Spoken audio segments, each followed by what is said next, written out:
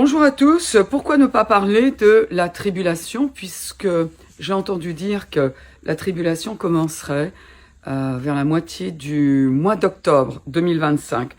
Alors, il se trouve que la parole de Dieu nous parle d'une série d'événements qui doivent se passer dans un ordre particulier, dont la tribulation. La tribulation qui est aussi appelée le trouble de Jacob ou la 70e semaine de Daniel.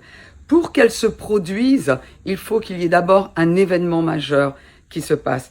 D'ailleurs, 2 Thessaloniciens chapitre 2, versets 1 à 8, nous parle du verset 1 jusqu'au verset 6, au verset 5 inclus.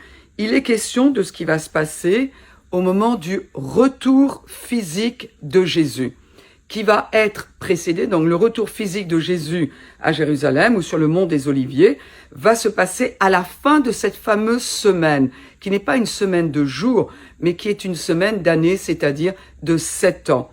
Avant, eh bien, il est question d'un individu qui va se présenter, qui va paraître, et il y a une condition pour que cet individu paraisse, et il y a un événement qui doit marquer le début de l'apparition de cet individu et en même temps le début de cette tribulation.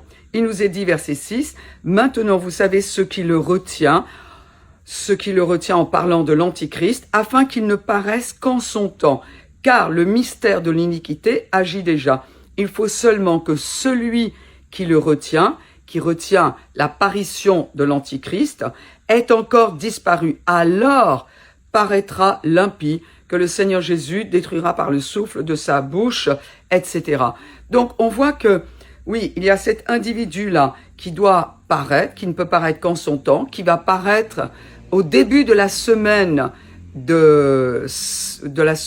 d'année, c'est-à-dire de 7 ans, encore appelée la tribulation. Mais, d'abord, pour qu'il paraisse, ce qui va lancer la tribulation. Pourquoi? Parce que tout simplement, il est celui qui va libérer le mal pendant ces 7 ans. Le mal ne connaîtra plus aucune restriction. Il y aura un contrôle des sociétés. Mais pour qu'il paraisse, la Bible dit, il faut qu'il y ait quelqu'un qui, grosso modo, lui cède la place. Parce que ce quelqu'un l'empêche d'agir, empêche ses activités. Et ce quelqu'un, eh bien, c'est le Saint-Esprit. Le Saint-Esprit qui est dans le corps de Christ. C'est-à-dire le corps de Christ. Il est dit, il faut que celui qui le retient encore ait disparu. Et là, on parle de l'enlèvement de l'Église. On pourrait dire beaucoup de choses à ce sujet. Mais ce que je veux dire, c'est que la tribulation